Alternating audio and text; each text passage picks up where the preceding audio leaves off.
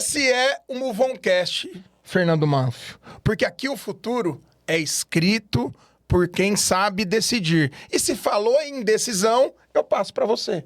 Se falou em decisão, a gente vibra muito mais do que a gente poderia, porque decisão é a forma como o ser humano se conhece. Já pensou nisso? E você tem abençoado muitas pessoas, porque a sua maneira de enxergar as decisões tem ajudado empresários a dirigir melhor, a se comunicar melhor com os filhos. Eu tenho aqui um testemunho para te trazer. Vou te surpreender. Um colega nosso, um gestor que participou do Bootcamp, me mandou um áudio e falou assim: Gabriel, essas decisões que geram liberdades tá me ajudando a ser um pai melhor. Eu tenho refletido mais sobre a minha hierarquia de tomada de decisões. É isso que você faz para a vida das pessoas e das empresas, meu amigo. Graças a Deus. E para minha, né? É que assim, o lance da decisão é muito interessante, porque quando você fala de decisão, você pode se conhecer através delas. É o primeiro passo. E segundo, quando você conhece, você sabe que você não é as suas decisões. Ou seja, você fica mais livre para mudar. Mas vamos falar aqui do nosso podcast, do nosso convidado. Muito especial, hein? Muito especial, um cara muito querido, um cara que eu tive a sorte de conviver quando fui para a FAICO. Na realidade, ele foi meu chefe na FAICO por um tempo. E ele tem algumas surpresas, ele é psicólogo, né? Que eu já tirei uma. Ele é psicólogo, então a nossa língua era fácil de falar. Sheida, quem é você, Sheida? Prazer, Manfio. Obrigado pelas palmas, pelo querido, por tudo. Bom, eu fiquei pensando aqui quem sou eu, e acho que, dada a abertura, eu diria que eu sou um indeciso. Olha, gente, um facilitador aqui no meu caso, os 10 primeiros minutos ele fica quieto, mas de 98 episódios, os últimos 12 meses, esse foi o mais sincero e honesto.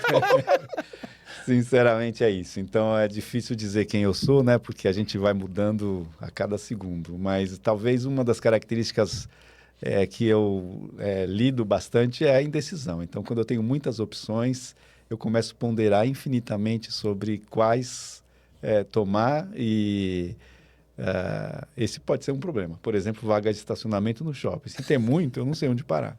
Né?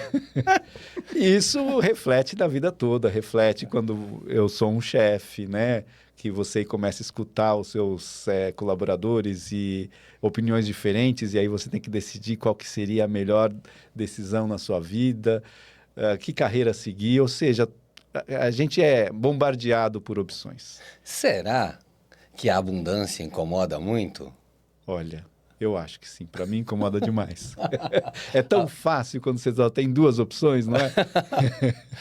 Você ficou 25 anos na FAICO, né? E nós vamos voltar para outro assunto, não te cortei, não. E você manteve essa decisão de ficar 25 anos na FAICO e teve uma abundância de ofertas, mas decidiu ficar na FAICO. Foi uma decisão sua. Por 25 anos. Como foi isso? Como que a FAICO representa para você na sua história? Porque é quase uma vida, né? É uma vida. Olha, a FAICO, eu não esperava ficar tanto tempo numa empresa, né? Porque o fato de eu ser indeciso, ao mesmo tempo eu procuro sempre novidades, eu procuro me movimentar aí. E nunca imaginei ficar tanto tempo numa empresa só. A FAICO ela é uma empresa que ela proporcionou para mim um aprendizado muito grande. Eu comecei, para ficar 25 anos você aprende muito. E ela é uma empresa que me permitiu mudar dentro da própria empresa. Eu não precisei mudar de empresa, né?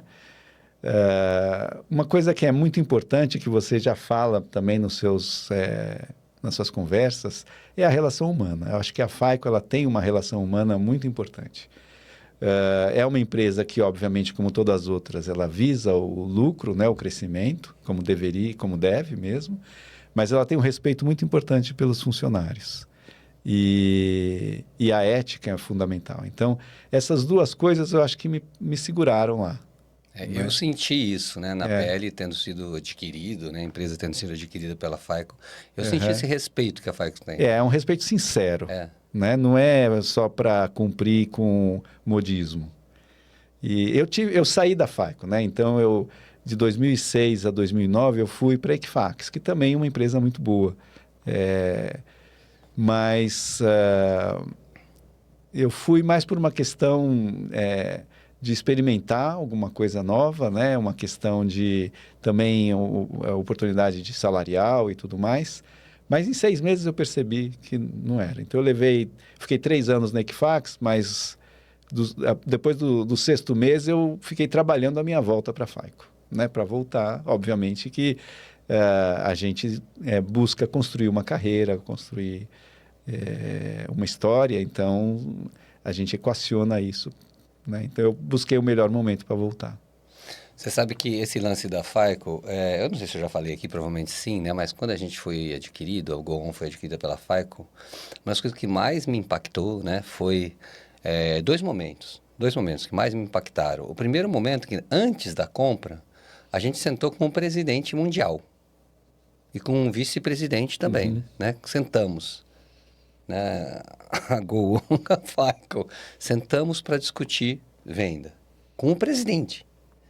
Se não bastasse isso, depois de ter comprado a FAICO, comprado a Go On, tal, a gente entrou, acabou sendo incorporado, tal, várias questões aí surgiram, mas um dia eu estava num treinamento de comerciais, e eu acho que você sabe disso, porque eu acho que eu já te contei, e eu estava lá e eu agradeci, né? Falei, eu queria agradecer o que você fez por nós. Eu estava treinando lá, tecnologia comercial difícil pra caramba para mim. Estava treinando lá, e ele estava lá na frente, falando com as pessoas, eu falei, posso agradecer? E ele olhou para mim e falou assim, eu quero agradecer você. Ele falou assim para mim, eu quero agradecer você, porque vocês são a primeira consultoria que a FAICO compra no mundo. Olha. E eu falei, mano, sério mesmo? Você tá falando com o presidente mundial da FAICO. Uhum. Então, assim, eu sou apaixonado por ele. Eu achei ele um cara, assim, de uma ética, de um carinho, assim. Então, a FAICO sempre morou e vai continuar morando no meu coração a vida inteira. Mas, mudando de assunto, indo pro tal da psicologia. Tem que falar, né? Começar da psicologia. Vai falar de psicologia um pouquinho agora? Eu queria trazer... Aqui no Voncast nós temos uma estrutura, geralmente pedir para o convidado trazer os 3 pontos que foram norteadores até chegar aqui. O Fernando, ele gosta de trazer essa visão expandida das decisões e fora o canal aberto que ele tem com o Divino, que às vezes ele vem com umas ideias que é só ele. Eu tenho refletido muito, Sheida, sobre... uma reflexão que me apresentaram, que nós temos alguns momentos importantes na vida. Um deles é quando a gente nasce e o outro porque a gente nasceu. Nessa jornada sua, quais foram os momentos que você observou e falou, eu nasci para isso?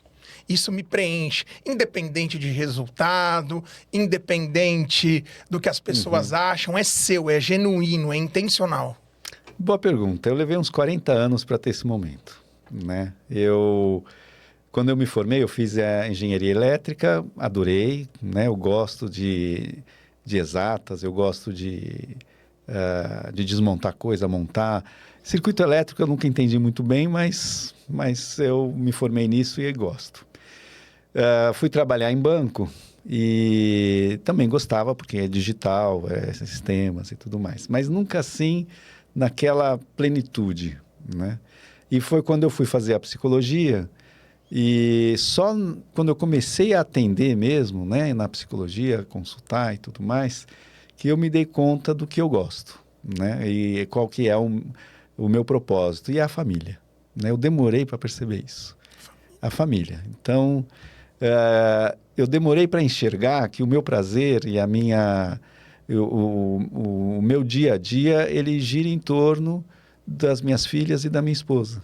Eu gosto de estar presente nelas. Na verdade, assim, eu gosto de ajudar as pessoas, mas não no sentido de caridade, no sentido de me sentir útil, de me sentir importante, né? Então, é gostoso quando você faz alguma coisa que você vê que foi útil para o outro. Então, eu gosto de ser útil. E a forma que eu percebi que eu agrego mais valor e mais imediato, obviamente, é dentro de casa, né? E então aí que eu percebi, aí que eu parei de procurar, né? Foi quando eu olhei e falei, não, eu não preciso de carreira, eu não preciso ser CEO, eu não preciso ser pesquisador com um prêmio Nobel, eu não preciso ser nada, né? Eu sendo pai e amigo das minhas filhas e da minha esposa, é isso que eu quero, né? Eu sou útil. Então acho que o meu insight foi, não sei dizer exatamente o momento, mas foi durante as consultas, enquanto eu atendia meus pacientes. É um grande presente. Eu lembro que na minha busca pela análise, Uhum. que começa doendo, né? É. Eu tenho um grande amigo que é psicólogo, ele fala, autoconhecimento que não dói, não provoca, tem alguma coisa errada. É. Show de palco. E ele lacaniano ainda, que vinha com Nossa aqueles Senhora. cortes maluco, Aham. que você paga uma nota na sessão, dá 20 minutos, É. o cara fala pra ir embora. Teve sorte de ficar 20 minutos. Corte lacaniano, né? Mas ele trazia olhares que mexiam muito comigo. E uma das coisas foi exatamente isso. Nós vivemos numa sociedade imediatista. O brasileiro passa em média de 50% a 60% do seu dia em telas. A OMS fala que nós somos a geração mais ansiosa do mundo. E é caminhando que se faz o caminho, né? Às vezes as pessoas olham uma jornada tão linda como a de vocês e querem achar que num evento, num discurso de redes sociais vai mudar a vida. É que tem, assim, as pessoas elas conseguem ascender e ter projeção na rede social, mas não são todos, né? Da mesma forma como na empresa. Então, a FAICO, por exemplo, eu cheguei numa determinada projeção, mas eu não nasci, não tive a pretensão de ser um CEO, né? Então, não busquei isso, não busco isso. E assim, por ser uma característica, acho que é importante a pessoa ela conseguir observar o que faz ela feliz. Eu até tentei pegar um chefe meu que eu admirava e falar, você é igual a ele. Não deu certo, né? Não, deu, acho que uma semana eu vi que melhor voltar. Piorou um pouco. Piorei, é melhor eu ser do jeito que eu sou, né? E entender as minhas limitações e entender as minhas ambições. Eu acho que é o mais importante do que entender a limitação, né? Os jovens, né, que veem é fácil a gente ver alguém que ascendeu muito rápido, né, e achar que pode ser igual. E tem que achar que pode ser, mas tem que lembrar que tem esforço, né? Nada vem sem esforço, né? E a pessoa que ascendeu rápido, ela teve uma dedicação, né? Ela pode ter tido a sorte de pegar um momento que ela era uma das primeiras, que tinha pouca concorrência, que era uma novidade. Aí é mais fácil você ascender, mas não tira o mérito da pessoa que percebeu aquilo naquele momento e buscou, né? Então, o esforço ele é fundamental e ter você conseguir você conseguir suportar isso, que eu acho que é a grande dificuldade, né? Você suportar as desavenças, suportar as pedras no caminho, né? O jovem, ele não está acostumado, ele não quer ter problema, ele não pensa no futuro. E quando eu digo jovem, eu vou refazer a minha fala. Na verdade, hoje, todos nós, né, a gente tenta não sofrer, né? E não sofrer, as pessoas confundem não sofrer com não ter esforço, né? Acho que é isso. É a diferença entre dor e sofrimento, né? Sofrimento é aquilo que acontece, você não tem o que fazer e começa a reclamar em cima disso. Aquilo ali vira sofrimento. Exato. E a dor é o pragmatismo da vida. Ela só com a dor que a gente cresce. Então, na Indecidologia, a gente brinca que assim, o que é sofrimento? É a não aceitação da dor. Né? Simples assim. Se você não está aceitando a dor da vida, natural da vida, do esforço, né? Então você está sofrendo. Eu tenho um caso interessante aí que dá para fazer uma analogia, não é exatamente isso, mas eu tive uma paciente que ela tinha síndrome do pânico, né? Então, hoje quando eu falo senhora, eu me sinto até mal porque eu sou senhor, né? Dependendo do ponto de vista. Eu não. Mas eu quero dizer assim, uma pessoa mais ou menos na faixa entre 50 e 60 anos, com uma síndrome do pânico, onde ela não conseguia sair, né? Pegar metrô, sair na rua, e também não conseguia ficar sozinha em casa. E no consultório, de novo, de novo não, porque eu não falei para o pessoal, né? Mas falei para você. Na psicologia, eu gosto da linha fenomenológica, existencialista, pela praticidade, né? Então, é o que eu seguia no consultório. Então, eu não fiquei procurando a causa do problema dela, né? Eu comecei a trabalhar o fenômeno. E trabalhar o fenômeno significa trabalhar como que ela lida com o pânico, né? Ela começa a ter o pânico, como que ela lida com isso. E aí eu tive a felicidade de ter uma lembrança minha de quando criança, no prédio que eu morava, no salão de festa se passava um cinema, né?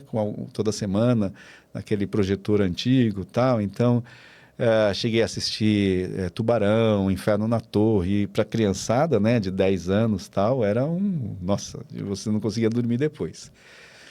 Me lembrei disso, que depois de um filme do Tubarão, a criançada toda, né, para subir para os apartamentos, tinha que pegar o elevador, né? Então, quando chegou o elevador, um abriu a porta, um outro gritou, saiu todo mundo correndo. Com medo do quê? Do tubarão.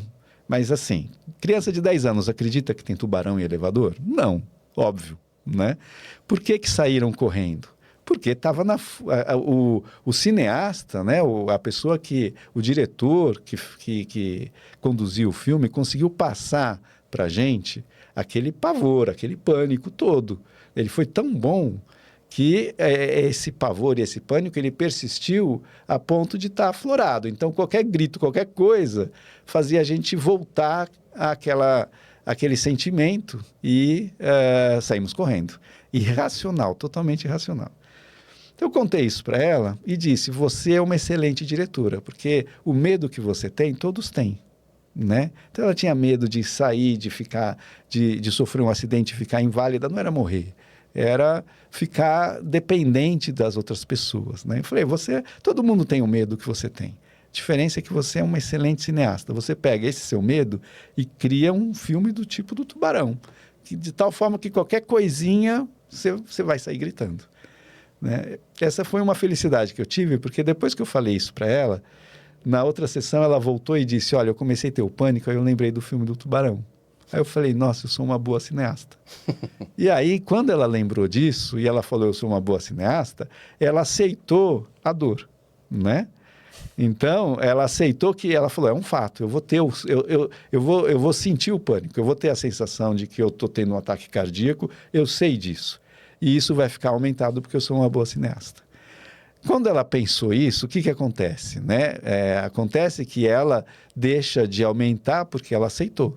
Uma vez que ela aceitou, diminuiu o pânico, né? Então, ela veio na sessão falando, olha, sabe que meu pânico foi menor? Aí, da próxima vez, foi menor ainda, porque ela já teve a sensação de que ela conseguia controlar. E o que aconteceu no final? Ela continuou tendo a sensação, os pulsos ali, mas ela não amplificava, né? Isso é a fala de um decidologista, né? Eu tô me segurando aqui porque... Incluindo o que eu falaria, então, assim, inconscientemente, ela decidiu criar um pânico. Se ela é cineasta, ela decidiu criar o roteiro. Né? Ela decidiu, ela e nós todos, né? Decidimos criar. Quando a gente tem essa separação, é que eu que estou decidindo, mas isso não sou eu que estou em pânico, né? Eu decido entrar no pânico, tem essa separação, essa possibilidade de espaço, que é o que você passou para ela, né? Esse espaço. Daí ela, bom, então, peraí, eu que estou criando isso. Como que eu estou criando isso? Daí vem a parte B, né? E o sofrimento, então, é isso, né? Na verdade, no sofrimento é você transformar uma dor ou uma preocupação ou alguma coisa num sofrimento. Impulso em realidade negativa, né? Então você pode... E o sofrimento, o rancor é um sofrimento, a mágoa é um sofrimento, né?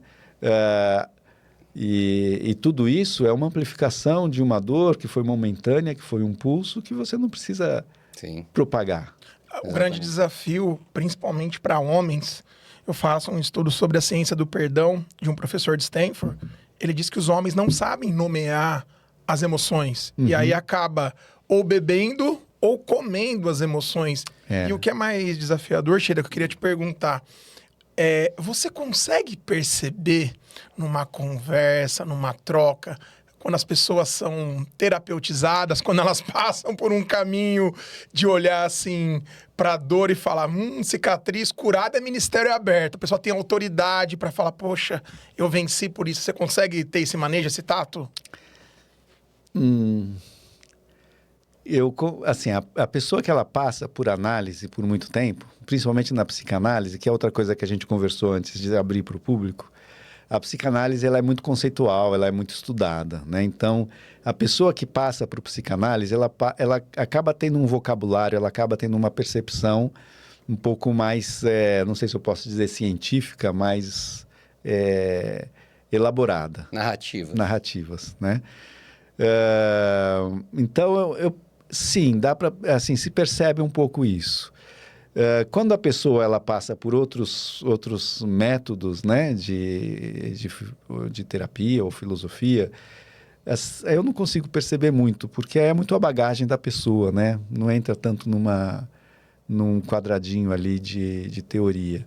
Não desmerecendo, nesse quadradinho não quero falar desmerecer nada, eu quero só... Sim.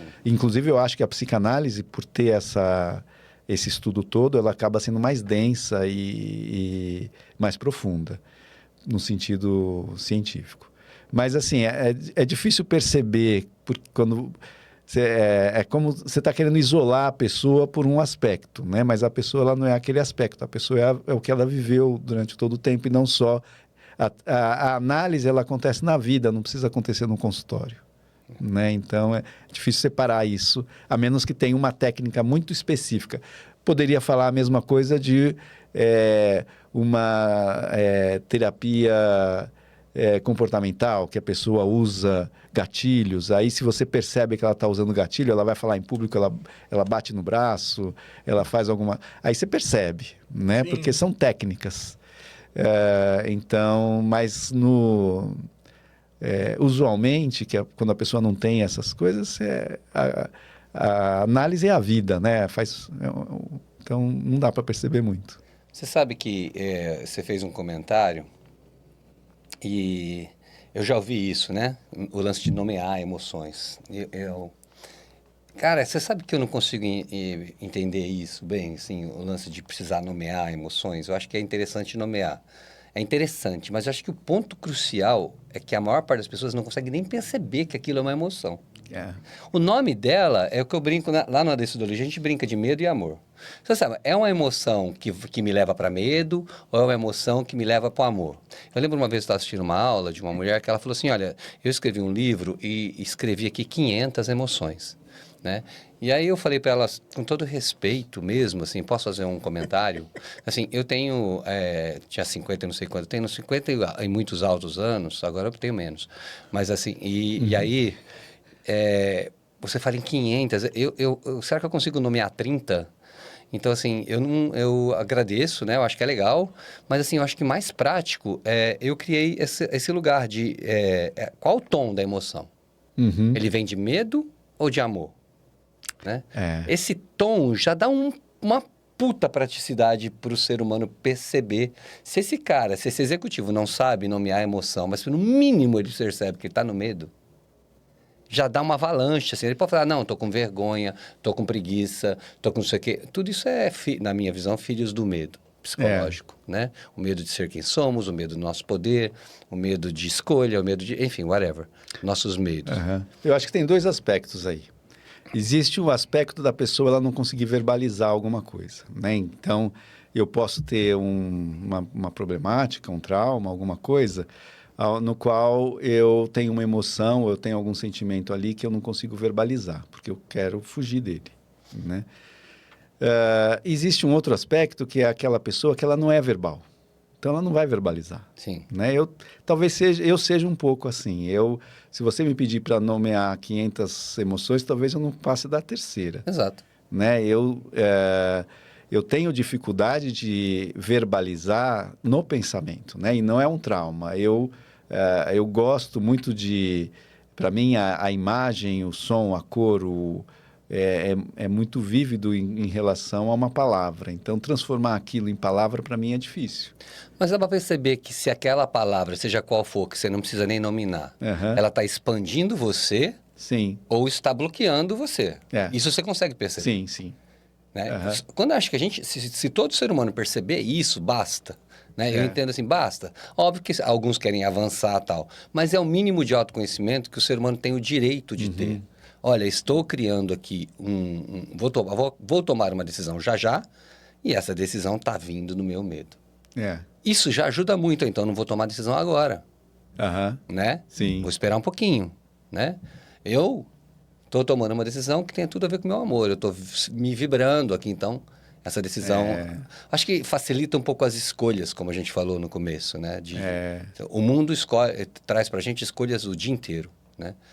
Então, eu fiz muito isso observando pessoas também, né? Tanto os meus 125 sócios, empresas e treinamentos que eu dei, eu ficava observando, essa pessoa está onde? Onde que está o olhar dela?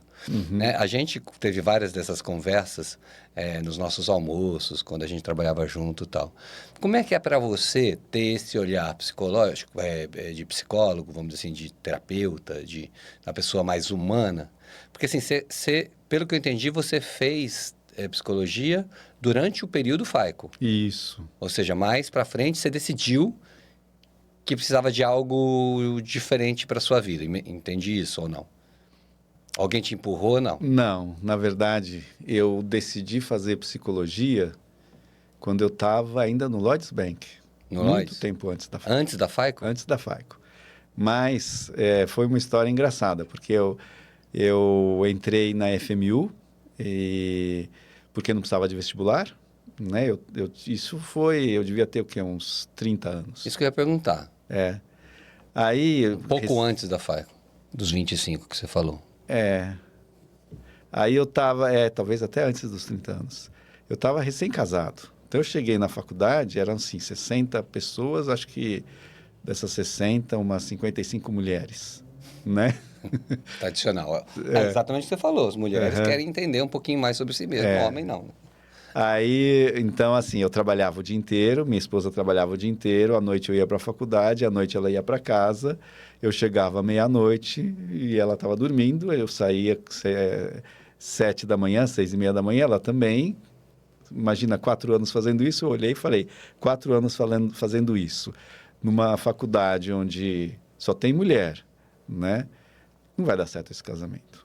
Então, eu falei, então eu não vou fazer a faculdade, né? Então, eu desisti da faculdade e segui a minha carreira. Quando eu estava... Já mostra o seu valor família aí, né? Já eu não mostra tinha percebido. de cara o valor família aí, né? Mas até então... Já brilhou, Eu não tinha percebido, eu estava buscando isso. Na verdade, eu pedi demissão no Lloyds para fazer medicina. E eu ia fazer cursinho, aí eu percebi que era muito arriscado eu fazer 6 anos mais residência e depois não dar certo.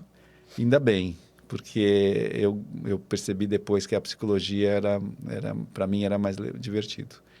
Que também é cura, né? Também é cura. Aí depois que as minhas filhas nasceram, que a minha dinâmica familiar, esse meu encontro com a família, ele ficou muito curto, né? Então, imagina que eu trabalhava de dia, minha esposa trabalhava de dia, chegava em casa, as crianças demandavam, iam dormir 8 da noite, ia dormir, minha esposa exausta porque trabalhava de dia, cuidava das crianças. Às 8 da noite ia todo mundo dormir, eu olhava e falava, e eu faço o quê? Psicologia, né? Aí foi quando eu voltei para a faculdade, aí eu fiz São Marcos e aí eu fiz o curso, o finalzinho do curso que foi mais sofrido, porque minhas filhas já estavam demandando mais, mas a minha ausência não foi, pelo menos no começo, não foi tão sofrida, né? E aí deu certo. Mesmo tendo um monte de menina também, um monte de mulher, a gente estava com um casamento bem consolidado, né? Então... E essa prática de psicologia, de autoconhecimento, de entender as pessoas, como é que é para você, para as suas equipes? Como foi a partir daí? Mudou muito a forma como você gerenciava pessoas? Enfim. Difícil falar. Porque como eu fiz a psicologia já mais velho, né? E talvez eu já tivesse, a psicologia já estava dentro de mim de alguma forma, né? Então, o que mudou foi o meu entendimento mais técnico, talvez, né? O meu lidar mais técnico. Então, a psicologia, ela treina o seu ouvido, ela treina você ouvir as pessoas, você aprende a ouvir nas lacunas, né? Que é interessante, porque quando eu fiz eletrônica, eu estudava semicondutores. E os semicondutores... A eletricidade ela ia nas lacunas ali, né, no semicondutor. A gente escuta as lacunas. Sim. Então, num processo terapêutico, não é o que o paciente falou que conta. Sim, É o que ele não falou. sim. Porque o que ele falou, ele falou. Ele sabe lidar com aquilo. Ele já conhece o que ele falou. E o que ele não falou? Por que ele não está falando? Né? Então, acho que essa escuta, a psicologia, ela me ajudou, sim. Né? Mas é algo difícil de perceber quando você já tem isso um pouco dentro de você, né?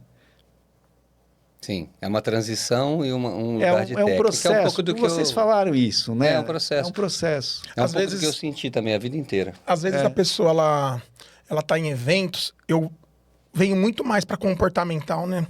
Essa questão também de o que aconteceu, o que eu faço com o que aconteceu. Uhum. E eu lembro de eu conversar com algumas pessoas quando eu estava para fazer a transição de carreira. Eu, como CFO, gestão, 16 anos numa grande empresa, 400 colaboradores. Eu falei, eu vou empreender, eu quero fazer as coisas do meu jeito. Mas, cara, você vai viver seu propósito. E aí eu lembro do que o Cortella ali traz. Ele fala que as pessoas que às vezes estão num caminho da busca do como, muito framework, muito encaixadinho, elas não apreciam o porquê. E há quem diga que quem tem um porquê enfrenta qualquer como. E às vezes a gente tá na era do show business, né? As pessoas, eu preciso descobrir meu propósito. Cortella tem um livro maravilhoso, Porque Fazemos o que Fazemos. Ele fala, propósito é o que você se propõe. Existem movimentos transitórios, coisas menores. Por exemplo, a paternidade. Se você quer ser um bom pai, você se propõe. Escolher sua família, sua esposa. Nós vivemos a era do propósito ilusório e às vezes não olhamos para as pequenas decisões, na opinião de vocês? Eu acho que o problema é o ego. Então, a era que a gente vive é a era do ego, né? Na verdade, o showcase, você querer aparecer para o mundo e aparecer como sendo algo inédito, né? Esse é o grande problema. Eu sofri esse problema há bastante tempo, né? Porque eu achava que eu tinha que ser alguém importante, né? Até que eu percebi que o importante, todo mundo é importante quando está no seu propósito. Eu aprendi isso com uma funcionária que trabalhava em casa, que a gente chama ela de Lala, ela cuidou das minhas filhas. Para mim, ela é uma pessoa grande, porque ela é uma pessoa simples do nosso ponto de vista, né? Que está errado, porque ela não é simples, ela é muito rica ali no conhecimento dela. Ela teve a capacidade de cuidar das minhas filhas e das filhas dela, né? E uma família linda que progride, né? Com uma personalidade, uma ética, uns valores muito arraigados que ela que passou, né? Então ela é uma pessoa grande. Eu não precisa ser um Einstein, eu posso ser uma Lala, né? Então, o problema nosso é que o nosso ego acha que a gente tem que ser Einstein, a gente tem que ser todo mundo que está aí que ganhou o prêmio de ser o único, né? Então, assim, se você... Então, a questão não é buscar ser o único, a questão é buscar o seu propósito. Se o seu propósito te transformar em único, é uma consequência, né? E eu não fui atrás do propósito, né? Quando eu era no começo de carreira, eu ia atrás da consequência. Eu aprendi, depois de muito tempo, que não era isso que me fazia feliz. Quando eu percebi que não era a consequência que me fazia feliz, né? Que era o propósito, que eu enxerguei o propósito da minha vida, que eu falei, agora tá bom. E, na verdade, a minha carreira ela progrediu mais fácil depois disso. Esse lugar de propósito... propósito é uma palavra que está um pouco prostituída. Então, a gente tem que tomar muito cuidado com essa palavra. Mas propósito é fazer aquilo que você ama e que faz bem para o mundo. Ponto. Mas é difícil descobrir o que você ama. Então, aí vem o autoconhecimento, começar a se perceber, né? Então, você pensar assim, e tem modelos mentais também que se juntam. Vamos pensar um pouquinho assim. Eu comecei minha carreira meio despretensiosamente. Quando eu fui contratado eu já contei esse case aqui, não vou contar depois, de novo, mas assim, quando eu fui contratado pela Credicar com 20 anos, como trainee, eu nem era o melhor aluno da classe. O melhor aluno da classe estava do meu lado. E eles me escolheram porque eu era a cara da empresa. Porque eu fui perguntar depois, né? Já nasci aí, mas... Você está me ligando para perguntar por que eu te contratei? Eu falei, Porque do meu lado tinha a melhor pessoa, o cara mais inteligente. Eu preciso entender quem eu sou, então. Por que vocês escolheram eu? Cara da empresa. Cara da empresa é muito interessante. Cara da empresa, então ali já nasceu uma curiosidade, né? Empresa tem cultura, tem cara... Com 20 e poucos anos, né? E aí, eu já tinha esse lugar, eu tenho falado que foi depois da questão de saúde que eu tive, mas eu já tinha esse lugar meio irresponsável, né? Porque eu era um excelente aluno, mas tinha alguma coisa em mim que pegava fogo. Então eu entrei na Credicar, foi uma bênção na minha vida, foi a primeira entrevista que eu fiz e o primeiro emprego que eu peguei e quase nunca saí de lá, né, durante muitos anos. E aí comecei a perceber que ninguém me segurava, né? Então, uma das questões que os terapeutas falavam é você está indo embora. Porque eu já estava muito bem na Credicar, já tinha sido contratado e tal, e estava indo embora para Londres. Falei, vou embora para Londres. Não, mas por que você vai embora para Londres? Ah, porque eu quero, né? Eu tô a fim de sair do Brasil. Daí a terapeuta falava, mas você quer fugir do seu pai? Ele vai com você, né? Eu pensei, será que eu vou fugir do meu pai? Vai comigo? Bom, enfim, eu quero ir para lá. Aí larguei tudo, daí a Credicar. Aqui a FAICO, eu gosto tanto da FAICO, ela entra no núcleo de Credicar, Citibank, FAICO. A FAICO foi um presente na minha vida. E aí, a Credicar me ofereceu, não, vai lá, passa 2 anos, a gente paga para você. Eu falei, não quero. Eu não vou amarrado. Então, eu já tenho essa questão de liberdade muito antes até do que aconteceu depois da minha experiência que você conhece, tal, de quase morte e tal. Depois disso, piorou. Porque, assim, se eu não gosto de um lugar para trabalhar, eu não consigo ficar, a não ser que me deem o tal do propósito, que eu não sabia muito bem o que era, mas certamente era ficar lidando com pessoas, que era o que eu mais amava. Adoro lógica e adoro pessoas. E hoje eu juntei pessoas e lógica, então cheguei onde eu queria. E aí foi minha vida até os 40 e pouco, tal, larguei tudo para ser consultor. Por quê? Porque eu não me encaixava nos horários das empresas, nas reuniões que os executivos faziam. Você conheceu, eu vou chegar numa pergunta para você que tem a ver com isso que você já conheceu. Como é que é, então, você que ficou comigo, já eu mais maduro, né, eu depois dos 50, com essa polêmica que você está reconhecendo aqui, né, a mesma polêmica, porque às vezes eu não sei se que é um erro ou um acerto, eu nunca sei, né? Mas como é que era lidar comigo? E se for pesado, eu corto depois. Não se preocupe. Como é que era lidar comigo, um cara que não queria fazer o que a empresa queria que ele fizesse? Basicamente isso. Acho que tem 2 aspectos aí. Bom, primeiro, você falou de irresponsável, eu não concordo, né? Eu acho que você tinha uma liberdade, mas não uma irresponsabilidade, né? Eu acho que é importante isso, porque eu acho que é importante a pessoa ela acreditar em si mesma a ponto de se sentir liberto e ser sincero, né? Então, eu também tive essa facilidade, oportunidade, talvez por respaldo financeiro que meu pai me dava. Apesar dele não me dar dinheiro, eu me sentia seguro se eu precisasse, né? Então, eu me sentia à vontade de seguir um caminho, independente se iam me mandar embora ou não. Então, eu também me sentia liberto para falar o que eu pensava, mas não irresponsável. Eu não acho que você nunca foi irresponsável, né? E foi bom, eu só não vou cortar, então.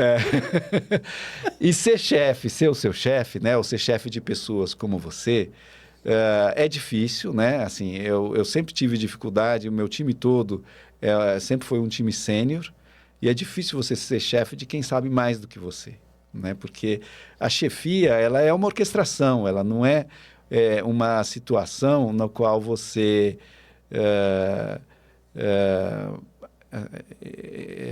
não é uma situação onde você foi posto lá porque você é melhor que o outro.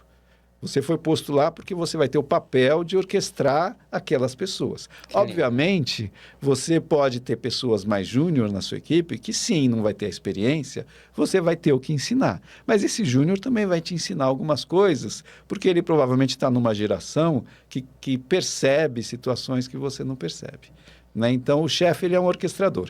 Qual era a dificuldade de orquestrar um time que sabe tudo? Não que sabe tudo, um time que sabe mais do que você. O time que sabe mais, ele domina e ele tem autonomia. Tendo autonomia, é difícil você conseguir captar tudo que está acontecendo, né? E orquestrar algo que você não sabe direito o que está acontecendo é complicado, né? Você tem que ter uma capacidade grande de captar essas informações, e eu não tenho, eu acho. Eu tive um chefe que tinha, depois eu conto dele. Então, a gestionar uma pessoa como você é tentar fazer com que a sua liberdade tentar fazer com que você não fuja, né? Porque se você não está aderente ao caminho que a empresa quer tomar, você vai fugir. Então, como que eu faço para segurar o seu interesse dentro do que a empresa espera conquistar, né? E, ao mesmo tempo, não te colocar num quadrado onde você se sinta infeliz, né? E não faça nada, né? Porque se eu te enclausurar, e se você aceitar essa clausura, você não vai produzir nada, nada de bom, né? Então, o seu propósito, aquilo que você fazia, apesar de não ser, de fugir um pouco, ou de fugir, na verdade, fugir a 50% do que a empresa queria fazer, o meu papel de orquestração era casar isso, ou seja, aquilo que você fala do humano, como que eu trago para dentro do que a FAICO vende de risco de crédito? Sim. E como que eu organizo isso? Então, eu acho que a dificuldade foi essa. Eu consegui orquestrar em alguns momentos, né, por um tempo, até que você alçou voo para outro caminho, e aí é a liberdade, né? Aí não dá. Mas a dificuldade, uma vez que você... Eu acho que é a questão do escutar, né? Então, se eu conseguir te escutar naquele momento, eu tenho que adequar o que você fala, o que você quer, para o que a empresa quer. Quando eu junto os dois, vai dar um resultado positivo, né? Muito bom, eu gostei, não vamos cortar, mas achei muito legal isso. Esse pode ser um belo de um corte, para quem for fazer o corte de definição de liderança, né? Que é uma forma muito única, no sentido de muito poderosa de definir liderança, que é uma orquestração, né? Uhum. Você tira, aí só com essa palavra você quebra o conceito de chefia, você quebra vários conceitos só falando que você está ali para orquestrar, né? Tem um sabor gostoso na capacidade de ouvir, que é diferente de escutar, porque para quem trabalha com comunicação existe uma estrutura chamada análise semiótica do discurso. Não chega tão profundo como um terapeuta, mas para quem desenha, storytelling, para quem conversa, o Fernando uma vez me presenteou, você é um leitor de almas, é que a gente se interessa em quem está na frente, então anota, olha, observa. E tem uma coisa no Sheida, Fernando, que eu quero até ser um pouco ousado e pedir a sua análise, a sua corroboração, que é de um provérbio judaico, que fala que a humildade antecede a honra, porque a sua agenda, ela é poderosa. E eu comento com a minha esposa, que te ama, ela vê eu inquieto, tomando meu café, ela... Onde você vai? Eu falei, hoje tem Muvon. Ela, você gosta? Eu falei, o sarrafo é bem alto. E eu percebo que essa humildade que antecede a honra, a pessoa ela chega trazendo um superpoder de prudência, de segurança, e se traz como indeciso. Eu anotei 5 pontos aqui, né? Infelizmente, o nosso podcast já está chegando no final. Aí você fala o propósito da vida, o grande segredo do sucesso, família, paternidade. Eu, como filho de mãe solo, de cada 10... jovens que nascem no Brasil, 6 não têm uma referência paterna. Para o jovem tomar a decisão de estudar, de progredir, a coragem, ela é toda masculina. Olha que valor, olha que coisa bonita. Aí olha que interessante, ele traz o que faz a pessoa ser feliz, entender suas ambições. Vocês trouxeram esse grande presente para espectador que está nos acompanhando, a diferença entre dor e sofrimento. E a capacidade de ouvir as lacunas. É por isso que hoje no Brasil, 78% das empresas que apoiam podcasts, elas acabam potencializando o seu processo de vendas, elas acabam evidenciando as suas marcas. E eu quero te agradecer por essa grande oportunidade desse episódio, por trazer uma pessoa potente de resultado, extremamente humilde, né? Humilde. Você sabe que a palavra humilde me veio no meu coração, assim, tipo, com a hora que ele estava falando, né? Porque, assim, ele, como ser humano, é apaixonante, né? Então, você percebe isso, meus almoços com ele. O que me mantinha bem na FAICO também era estar próximo dele, porque a gente tinha essas conversas, né? Isso era nosso cotidiano e tal. E você vê como ele é decidido, na vida dele, né? E ele fala que ele é indeciso. E que os outros sabem mais que ele, né? Então, assim, eu sei que não é propaganda para botar lá a máscara de humildade, que ele é assim mesmo, né? Ele é assim mesmo. E eu acho você um cara bastante decidido. Eu acho que as suas duas têm a ver com realmente a abundância, porque você cria muita abundância em volta de você, né? Então, na hora que você cria abundância, realmente qualquer escolha serve, né? Então, não é indeciso, mas eu acho que é mais uma questão de você ter muitas opções, né? Você cria opções. Eu ainda sou indeciso, né? Eu sustento isso. Talvez uma forma que eu ia falar até antes, e acho que encaixa aqui, é a questão do impulso, né? A gente precisa ter impulso. A gente não pode ser... E você trouxe alguma coisa que eu não me lembro direito aqui, mas assim, a gente não pode tomar a decisão na emoção, mas a gente não pode cortar um impulso. Sim. Né? Porque é o impulso que vai fazer a gente mover para frente. Então, se você não tem impulso, você fica parado. Você tem que qualificar o impulso. Então assim, o impulso não pode ser Você não vai agir na emoção, mas você tem que ter um impulso. Sim. Senão, você fica... E o impulso, ele quebra a indecisão. Então, eu, apesar de ser muito indeciso, eu sempre me entreguei ao impulso, porque eu não sou racional, tão racional assim. Eu sou e não sou, né? Mas tenho esses dois lados. Então, a maioria das minhas decisões, elas foram no impulso, conscientes. Eu sei que eu estou tomando a decisão no impulso, mas se eu não tomar, eu não vou tomar nenhuma. Mas esse impulso, né? Seria intuição ou só impulso mesmo? É diferente de você tem que... Assim, é aquilo lá, olha, eu tenho que escolher a vaga do estacionamento, certo? Tem 300 vagas aqui, eu tenho que escolher uma, não tem chance, não tem jeito. Então, qual que eu vou? Vai no impulso. Eu vou nessa. Eu vou sair da FACO para ir para Equifax. Eu quero sair, não quero sair, sei lá, tem um monte de indecisão, vou para Equifax, vou para outro lugar. Bom, eu tenho que tomar uma decisão. Então, vamos lá. Qual decisão que eu acho que vai... Então, o impulso é a intuição. Respondendo o meu impulso, eu vou na minha intuição. E aí, eu não fico remoendo se foi certo ou errado, certo? Então, mas se eu não for no impulso, eu não vou. Então, muita gente acaba não usando esse impulso que todos têm para agir.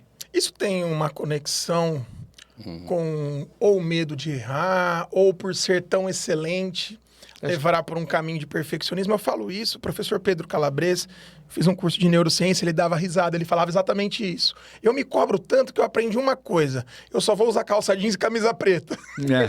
No meu cardápio para as empresas, eu tinha 1 milhão de palestras, hoje eu tenho 3.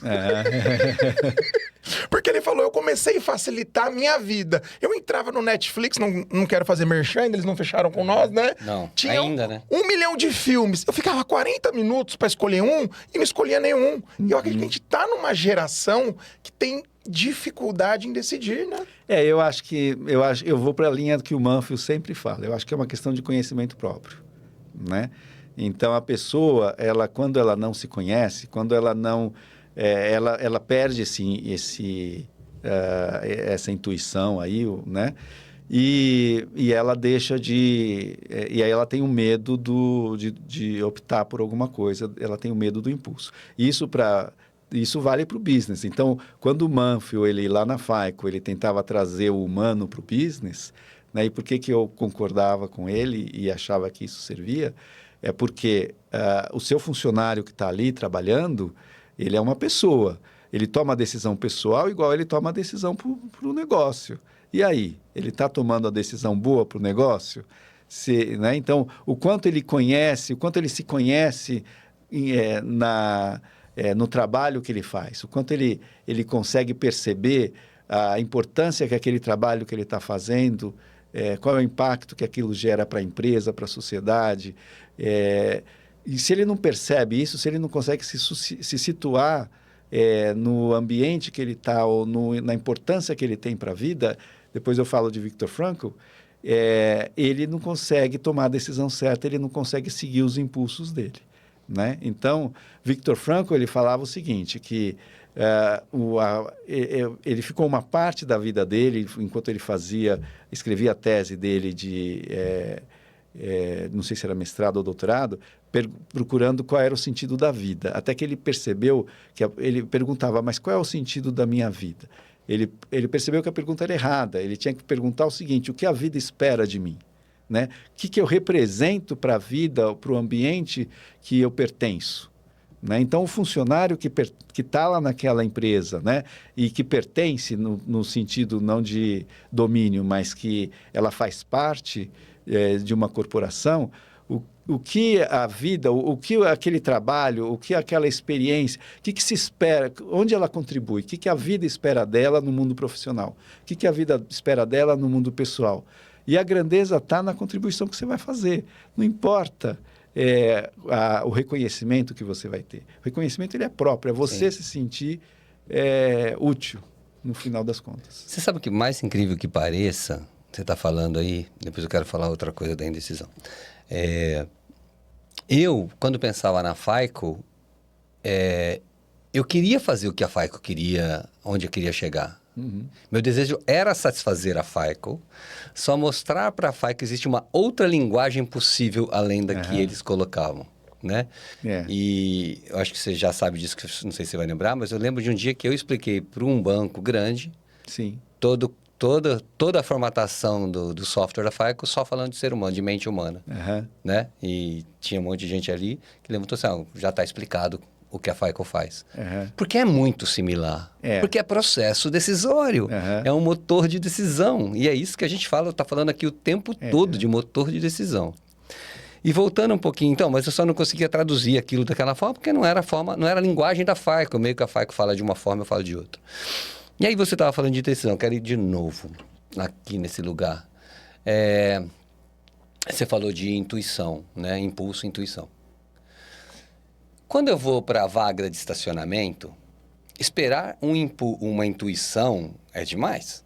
Né? É um exemplo porque muito simples. Então, mas eu gosto desse exemplo simples mesmo. Porque qualquer vaga serve naquele caso. Talvez não é isso que às vezes pega a gente, né? De querer o melhor, a melhor vaga, o melhor para o mundo, a melhor coisa. E a gente chama isso de indecisão, mas é uma busca talvez de...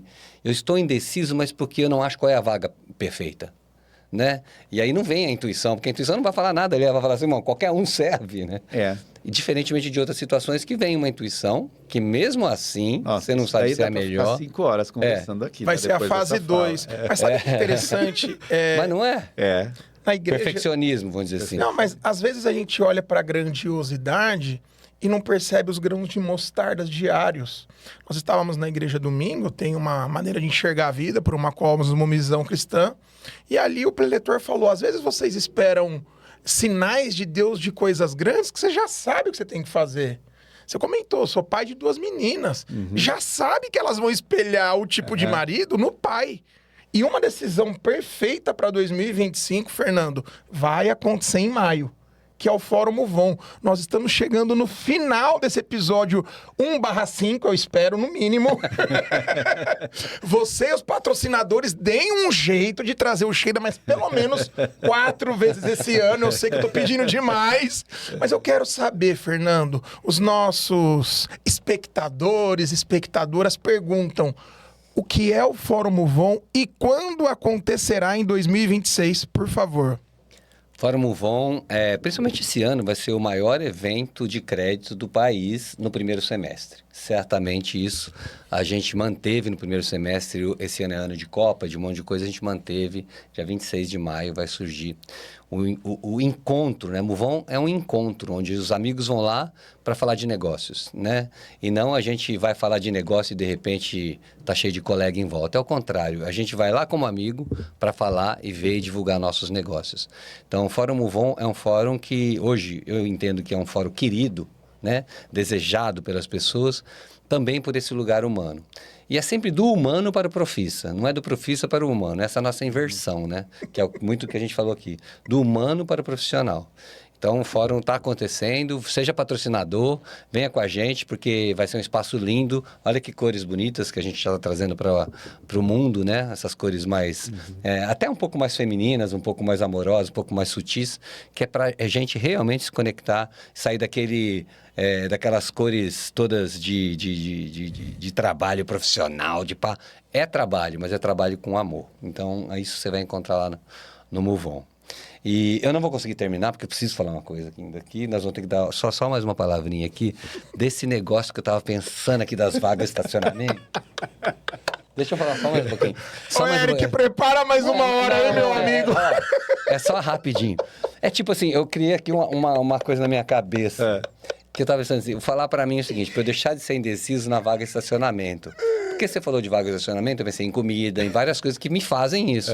Eu comecei a falar pra mim isso. Isso não é importante. E aí eu decido. Então, já que você tocou no assunto, também... Para mim, quando você falou do estacionamento, né, que é perfeccionista, eu acho que é mais futurista. Não sei se é a palavra certa, mas a gente sempre pensa no futuro. As minhas filhas, quando eu começo a falar de futuro, elas falam, pai, nem penso nisso, que você está pensando nessas coisas já. Qual a idade delas, por curiosidade? 26 e 24. Né? Uau! Então, eu acho que é mais futurista. É você pensar, o que vai acontecer se eu escolher essa vaga? O que vai acontecer lá na frente? A gente deixa de olhar o agora. Peraí, agora ó, já está fácil. Entra aqui e pronto. Né? A gente está lá no futuro. Então, eu acho que é mais futurista. Não sei se tem outra palavra melhor. Mas eu queria falar no Move On. Você me fez lembrar, e eu acho que é uma característica do Move On, que é o seguinte, o fórum, né? E eu, quando trabalhava no Lloyds... se não me engano, a gente terminava de trabalhar umas 5h30, 6 horas, não me lembro direito qual era o horário. Né? E eu ficava depois. Né? Por quê? Porque depois do expediente, a gente tirava a gravata, na época você trabalhava de gravata, e aí a gente ficava conversando com todo mundo, né? Assim que ficava lá no escritório, sem gravata. Então, sem gravata que significa que era informal. E tudo se resolvia depois desse horário. Tudo se resolvia sem gravata. Então, eu tinha um problema de sistema, eu tinha um problema de alguma coisa. Eu encontrava a pessoa relacionada com aquele problema sem gravata e eu falava, puxa, eu precisava disso, estava assim, estou com essa dificuldade. E a pessoa sem gravata me escutava e a gente resolvia ali. Né? Para mim, o fórum é isso. Ele é um evento sem gravata. Ele é um evento onde a gente tira a nossa gravata, a gente vai como gente mesmo, né? E lá a gente conversa de verdade. Né? A gente fala realmente dos problemas que a gente enfrenta e a gente troca experiência é muito rico isso. E são mais abundantes. Não né? é um evento para você assistir palestra só. Né? Tira a gravata, abre o coração. Mas ó, tira a gravata, porque assim, a gravata é uma máscara, né? Então, quando a gente tira a nossa máscara, a gente é quem a gente é. Exato. E aí é muito mais inteligente que a gente imagina. Queria propor uma coisa que a gente nunca fez juntos Você tá em nenhum... pra fechar o projeto, não. Eu quero propor uma coisa pra você que a gente nunca fez em nenhum episódio. Ixi, Maria. Ousadia com coragem. Do 7 Cs da nossa jornada, né? Do Bootcamp. A Marília Gabriela, ela gosta de fazer um ping-pong. Conhece o ping-pong? Conheço. Vou fazer um aqui? Bora. Bora. Eu penso em um, você traz uma... resposta rapidinha. Vixe, meu Deus. Vou começar daqui, tá? Assim. Começa por você pra ver convidado na fria. Qualquer coisa você corta, Eric. Paternidade. Peraí, o que eu tenho que fazer? Eu vou trazer uma palavra e aí você fala o que significa pra você. Eu já tenho essa palavra, quer que eu falo? Paternidade pra mim... Já falou. É a minha vida, são minhas filhas. Propósito, sonho. Propósito, Mas isso foi pra ele, não é pra mim. Agora você leva uma pra ele. Só eu que respondo? Sim, você é o convidado. Só ele que responde. Cara. Trabalho. Esforço. Futuro. Agora.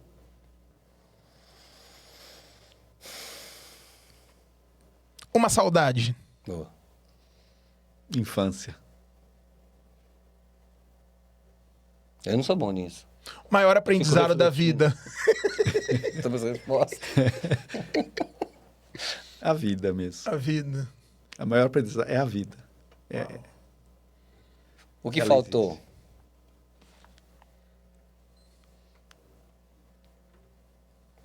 Nada. Viu, uma pessoa abundante, tô te falando. E pra gente finalizar, pelo menos a minha parte, eu passo pra você. O que você leva desse episódio? O que valeu a pena estar aqui? O amor de vocês, essa é a experiência incrível. Não vou falar mais nada, emocionou. Que honra. Muito obrigado pela sua presença. Ele nunca fez um podcast. Agora vão roubar ele da gente.